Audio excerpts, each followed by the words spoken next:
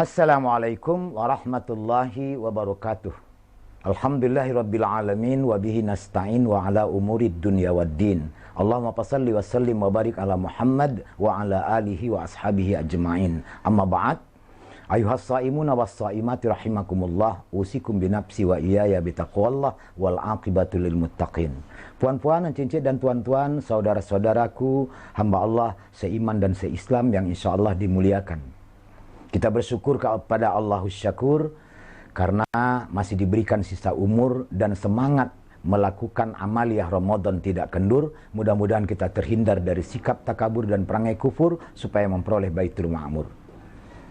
Pemirsa dan saudara-saudaraku yang budiman, kita sudah sama mengetahui bahwa landasan Qur'ani perintah kewajiban berpuasa Ramadan sebagaimana yang Allah maktubkan pada surah kedua Al-Baqarah ayat yang ke-183 hingga ayat ke-185. Pada ayat ke-183 Allah berfirman, Na'udzubillahi samil alimi minasyaitanir rajim.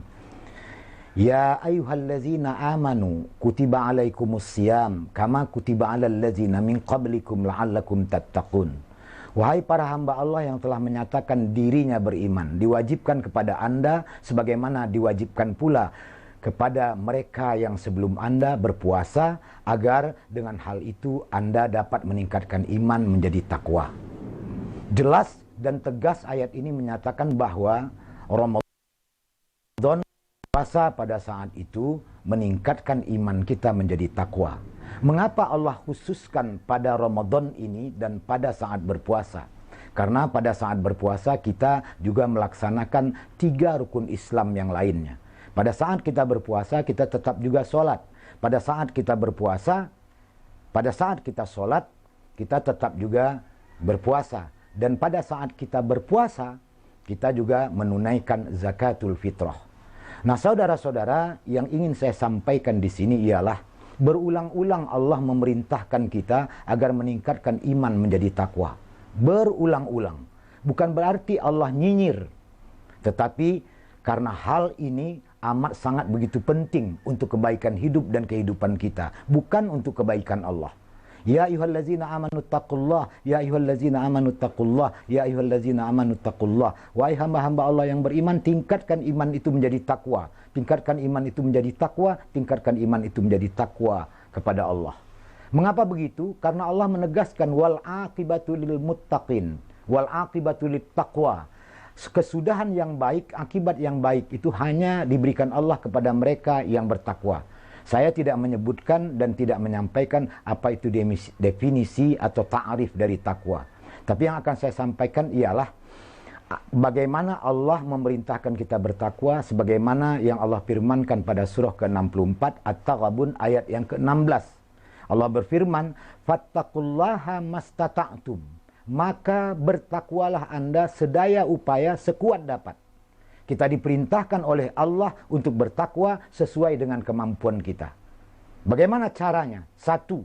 Wasma'u wa ati'u. Banyaklah mendengarkan firman kebenaran dan nasihat kebaikan dengan tekad untuk diamalkan, untuk dipraktikkan. Yang kedua, wa anfiqu khairan li anfusikum. Berbagilah untuk kebaikan diri. Yang ketiga, wa mayyuqa suhha. Jangan pelit kepada diri sendiri. Faulaika humul muflihun. Dengan ketiga hal itu maka kita akan menjadi hamba Allah yang beruntung karena kita dapat meningkatkan iman menjadi takwa. Nah, dikaitkan dengan kondisi wabak COVID-19 sekarang ini, bagaimana praktiknya?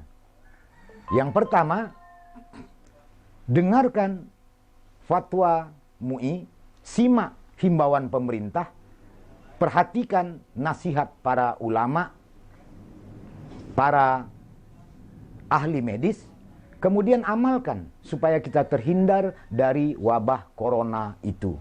Yang kedua, akibat wabah corona ini banyak orang yang terdampak. Yang sudah miskin bertambah miskin, yang dulu hidupnya tidak miskin menjadi miskin baru, karena tetap di rumah, tidak memperoleh penghasilan, tidak dapat bekerja. Oleh karena itu bagi yang berlebih berbagilah. Wa anfiqu khairal li anfusikum. Berbagi untuk kebaikan Anda. Apa kebaikannya? kita akan mendapatkan ganjaran dari Allah. Dan kalau kita berbagi dengan sesama, tentu orang tidak iri dengki, sehingga tidak memancingnya untuk berbuat jahat kepada kita. Kemudian yang ketiga, wa may yuqasuha, jangan kita pelit kepada diri sendiri. Kita harus yakin dan sadar bahwa tugas tunggal kehidupan kita hanyalah mengabdi beribadah. Jangan karena wabah ini, jangan karena kita diperintahkan untuk tetap di rumah, semangat kita beribadah menjadi ogah. Tetaplah mengabdi dan beribadah kepada Allah. Seandainya tidak pun ke masjid, di rumah kita dapat berjamaah bersama-sama sekeluarga yang barangkali pada tahun-tahun sebelumnya tidak dapat kita lakukan. Alangkah Allah maha baik dan memang Allah amat sangat baik. Perintahnya kepada kita untuk bertakwa hanya untuk kebaikan kita sendiri. Dan ujian Allah untuk kita bertakwa pada saat wabah COVID 2019 ini amat sangat lengkap. Apa ujiannya? Yang pertama, kita tidak dapat beribadah, melaksanakan sholat fardu, sholat Jumat, dan sholat tarawih di masjid. Yang kedua, kita tidak dapat keluar rumah untuk berusaha mendapatkan nafkah dan rezeki kecuali bagi pegawai tetap, baik pegawai swasta maupun pegawai negeri atau ASN. Pegawai swasta pun sudah banyak pula yang di PHK. Yang ketiga, kita diuji pula untuk menghadapi wabah ini, bagaimana berhati-hati, tidak dapat bersalaman, tidak dapat pulang kampung, tidak dapat mudik, dan tidak dapat bersilaturahim. Ujian yang begitu lengkap ini mudah-mudahan tidak menjadikan tekad kita untuk tetap taat kepada Allah menjadi kendur, justru semakin subur. Kita bersyukur kepada Allah jika dulu kita tidak dapat berjamaah bersama-sama di rumah. Ayah barangkali tidak pernah menjadi imam untuk keluarganya, sekarang dapat menjadi imam. Atau anak sulung kita tidak dapat dilatih untuk memimpin ibu dan saudara-saudaranya sholat. Kita sebagai ayah hanya menjadi makmum, sekarang pun dapat. Mudah-mudahan dengan Ramadan pada saat wabah COVID-19 ini, kita benar-benar dapat meningkatkan kualitas iman kita menjadi ketakwaan yang bernas, sehingga kita mendapatkan balasan dari Allah yang maksimal pula. Sekadar itu yang dapat saya sampaikan. Subhanakallahumma rabbana bihamdika asyhadu an la ilaha illa anta astaghfiruka wa atubu ilaik. Billahi taufik minal hidayah. Assalamualaikum warahmatullahi wabarakatuh.